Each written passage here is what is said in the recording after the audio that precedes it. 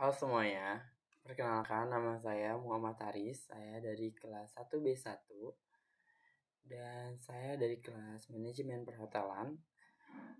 Saya akan membahas materi tentang interaksi antar makhluk hidup dan ekosistem alami. Yang saya bahas adalah hubungan antara ekosistem dan sosial sistem. Yang pertama ada ekosistem. Secara sederhana, pengertian ekosistem adalah suatu tatanan dan kesatuan yang secara utuh dan menyeluruh di antara segenap komponen lingkungan hidup. Komponen ini saling berinteraksi pada akhirnya membentuk suatu kesatuan yang teratur dan dinamis. Jika kita memperhatikan di sekeliling kita, ada beragam interaksi makhluk hidup yang menghasilkan harmoni dan keseimbangan hidup. Pola hubungan ini menciptakan ketertarikan antara komponen satu dan yang lainnya. Hal ini merujuk pada apa yang disebut dengan ekosistem. Secara garis besar ada dua jenis komponen ekosistem. Yang pertama ada ekosistem abiotik. Abiotik itu adalah hal-hal benda-benda yang mati dan tidak bisa hidup. Contohnya ada air, udara, sinar matahari, bebatuan, dan lain-lain. Yang kedua ada komponen hayati atau biotik. Komponen hayati atau biotik adalah hal-hal yang bisa hidup atau yang tumbuh. Salah satunya adalah tumbuhan, hewan, bakteri, dan lain-lain. Komponen-komponen ekosistem berdasarkan susunan dan fungsinya. A. Komponen autotrof. Autotrof yang berarti sendiri dan tropikos yang berarti menyediakan makanan. Pengertian dari autotrof adalah organisme yang mampu menyediakan mesintesis makanan sendiri yang berupa bahan organik dari bahan anorganik dengan bantuan energi seperti matahari dan bahan kimia. Komponen autotrof berfungsi sebagai produsen, contohnya adalah tumbuh-tumbuhan hijau. Yang B-nya ada komponen heterotrof. Komponen heterotrof berasal dari kata heteros yang berarti berbeda dan tropikos yang berarti makanan. Pengertian dari heterotrof merupakan organisme yang memanfaatkan bahan-bahan organik sebagai bahannya, dan bahan tersebut disediakan oleh organisme lain. Yang tergolong heterotrof adalah manusia, hewan, jamur, dan mikroba. Selanjutnya ada bahan tak hidup abiotik. Bahan tak hidup yaitu komponen fisik dari kimia yang terdiri dari tanah, air, udara, sinar matahari. Bahan tak hidup berupa medium atau substrat tempat berlangsungnya kehidupan atau lingkungan tempat hidup. Berdasarkan proses terjadinya, ekosistem dapat dibedakan menjadi dua macam. Yang pertama ada ekosistem alami. Ekosistem alami merupakan suatu ekosistem terjadi secara alami tanpa adanya campur tangan dari manusia. Contohnya ada gurun, laut, hutan, dan danau. Jadi tanpa ada buatan tangan manusia.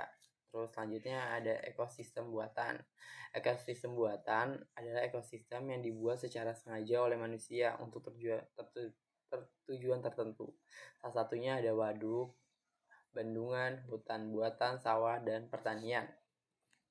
Selanjutnya ada sistem sosial. Sistem sosial terdiri dari dua kata, yaitu sistem dan sosial. Sistem ada suatu kesatuan dari beberapa unsur yang berbentuk sebuah jaringan, sedangkan sosial berarti masyarakat.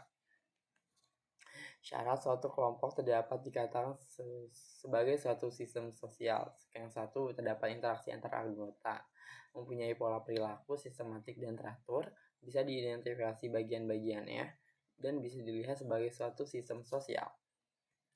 Unsur-unsur sistem sosial. Yang pertama ada tujuan atau goal. Setiap sistem sosial memiliki tujuan tertentu yang ingin dicapai. Keyakinan atau belief. Keyakinan merupakan sesuatu yang dianggap benar oleh anggota dalam sistem sosial tertentu. Keyakinan terbentuk melalui pengetahuan setiap individu. Sentimen atau perasaan. Sentimen merupakan perasaan-perasaan yang ada di dalam setiap kelompok sistem sosial. Yang selanjutnya ada norma. Norma adalah peraturan yang bisa tertulis atau tidak tertulis yang harus diterima oleh kelompok-kelompok tersebut. Terus ada sanksi. Setiap norma yang ada selalu terdapat sanksi di setiap pelanggaran yang dilakukan. Dengan kata lain, sanksi merupakan hukuman dari pelanggaran norma yang berlaku. Selanjutnya ada interaksi ekosistem dengan sistem sosial. Interaksi merupakan dua atau lebih komponen dalam ekosistem yang saling berhubungan. Semua makhluk hidup di dunia saling berinteraksi, bahkan terkadang terdapat makhluk hidup juga berinteraksi dengan benda abiotik. Macam-macam interaksi yang ada adalah satu, interaksi netral. Interaksi netral artinya dua makhluk hidup yang saling berinteraksi namun tidak saling memberi dampak apapun, tetapi kompetisi yang mereka lakukan sama sekali tidak mempengaruhi kehidupan satu sama lain. Contohnya ada ayam dan kambing hidup mencari makan secara bersama. Dan ada contohnya, baik boleh dilihat. Netral adalah interaksi antar dua jenis makhluk hidup yang tidak saling mengganggu, meskipun tinggal di habitat yang sama. Kedua jenis makhluk ini tidak ada yang diuntungkan maupun tidak ada yang dirugikan. Misalkan interaksi antara ayam dengan kambing. Jadi dari video yang tadi kita bisa simpulkan bahwa kambing dan ayam tidak melakukan interaksi apapun dan tidak saling merugikan serta tidak mendapatkan keuntungan apapun. Selanjutnya ada interaksi ekosistem dengan sistem sosial mutualisme. Interaksi mutualisme yang dilakukan oleh dua atau lebih makhluk hidup yang saling memberi keuntungan satu sama lain. Contoh makhluk hidup yang saling memberikan keuntungan satu sama lain adalah ikan badut dan anemo. Baik, bisa lihat videonya.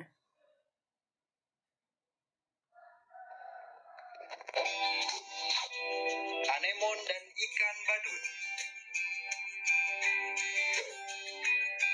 Terdapat hubungan simbiosis mutualisme antara anemon laut dengan ikan badut.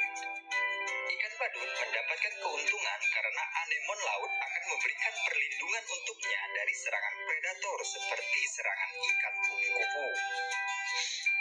Anemon laut memiliki tentakel yang berbisa dan dapat menyengat ikan lain yang mengenainya. Tetapi pengecualian untuk ikan badut karena ia punya mekanisme tersendiri untuk terhindar dari sengatan anemon laut. Selain itu, ikan badut juga mendapatkan makanan dan tempat tinggal yang nyaman untuk membesarkan anak-anaknya. Dapat disimpulkan dari video yang tadi bahwa ikan Nemo dan Anemo mendapatkan keuntungan masing-masing. Salah satu dari ikan Nemo, dia mendapatkan tempat tinggal, mendapatkan perkembangbiakan, dan mendapatkan makanan. Sedangkan Anemo tersebut mendapatkan setiap saput di badannya dibersihkan oleh ikan Anemo tersebut. Baik, selanjutnya ada komensalisme. Komensalisme merupakan interaksi yang terjadi di mana salah satu pihak mendapatkan keuntungan dari makhluk lain yang berinteraksi dengan tanpa membuat makhluk lain tadi mendapatkan kerugian. Contohnya interaksi antara ikan lamora dan ikan hiu. Kita bisa lihat videonya. Remora dan ikan hiu. Ikan remora merupakan salah satu ikan laut yang hidup secara berkelompok. Tidak heran jika akan ditemukan lebih dari satu ekor ikan remora yang hidup menempel pada ikan hiu. Tujuan dari ikan remora yang berenang dengan menempelkan diri pada ikan hiu yakni agar tidak dimangsa oleh ikan berukuran besar lainnya. Tidak hanya itu saja, ikan remora juga akan memperoleh makanan sisa dari ikan hiu dengan mudah. Bagi ikan hiu, keberadaan ikan remora tidak memberikan keuntungan ataupun kerugian. Ikan hiu dapat hidup seperti biasanya meskipun ditempeli oleh ikan remora. 2. Ikan gubi. Kesimpulan dari video yang tadi adalah ikan lamora mendapatkan makanan dari ikan hiu dan mendapatkan perlindungan dari ikan hiu juga. Tapi ikan hiu tidak mendapatkan apa-apa dari ikan lamora dan tidak mendapatkan kerugian juga dengan ada ikan lamora di sebelahnya. Selanjutnya ada interaksi parasitisme.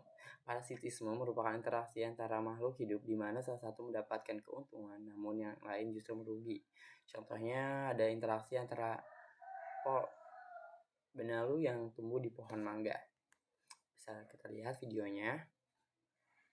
Tempel pada pohon mangga. Nah, ini salah satu contoh simbiosis parasitisme ya, karena pohon benalu ini nempel pada pohon mangga, dia mengambil. Jadi yang kita dapat kesimpulan, benalu tersebut menumbuh di pohon mangga dan mengalami pertumbuhan di pohon mangga tersebut. Akan tetapi pohon mangga tersebut mengalami kerugian, yaitu dengan ada benalu yang tumbuh di tubuhnya si pohon mangga, maka pohon mangga akan mengalami penurunan pertumbuhan dan mengalami penurunan buah-buahannya juga serta akan merugikan pohon mangga tersebut. Baik, selanjutnya ada dampak interaksi ekosistem dengan sistem sosial. Ekosistem dan sistem sosial yang saling berinteraksi menimbulkan terjadi aliran energi, materi, dan juga informasi. Mungkin tinggi interaksi antara ekosistem dan sistem sosial, makin tinggi pula efisiensi dalam eksploitasi ekosistem. Contoh sistem sosial yang mempengaruhi sistem ekologi adalah teknologi. Kebutuhan manusia yang selalu meningkat seiring dengan kemajuan teknologi yang membutuhkan kemajuan manusia dalam berpikir. Dengan semakin majunya teknologi, terkadang manusia melupakan dampak negatif yang ditimbulkan oleh teknologi tersebut terhadap lingkungan. Kerusakan yang ditimbulkan seringkali merusakkan kelangsungan dari ekosistem dan makhluk di dalam yang dikatakan, seperti pencemaran lingkungan serta pemanfaatan dan pengerukan sumber daya alam yang berlebihan sehingga merusak keseimbangan ekosistem. Dan ini ada salah satu video di Kalimantan, Indonesia akibat pertambangan. Saya Pak, kejadian ini bukan kejadian alam Pak, ini kejadian penambangan yang dilakukan oleh Ada ratusan genangan beracun seperti ini. Mudahnya pemerintah kita memberi izin operasi juga jadi penyebab kenapa sebagian pulau di Kalimantan rusak seperti sekarang. Mereka dengan gampangnya menandatangani penambangan dan hasilnya lihatlah sendiri. di daerah Asam-Asam, Kalimantan Selatan. Lubang pertambangan batubara di belakang saya ini adalah salah satu dari ratusan lubang pertambangan batubara. Genangan air beracun ini tidak hanya ada. Jadi kesimpulan dari video yang tadi, bapak tersebut mengatakan bahwa ini bukan kejadian alam tapi dia bilang ini keakibat ulah manusia karena teknologi yang begitu maju dan akibat manusia yang serakah juga. Baik, kita lanjut. Cukup sekian video dari saya dan presentasi dari saya. Kurang lebihnya saya mohon maaf. Terima kasih semuanya. Thank you.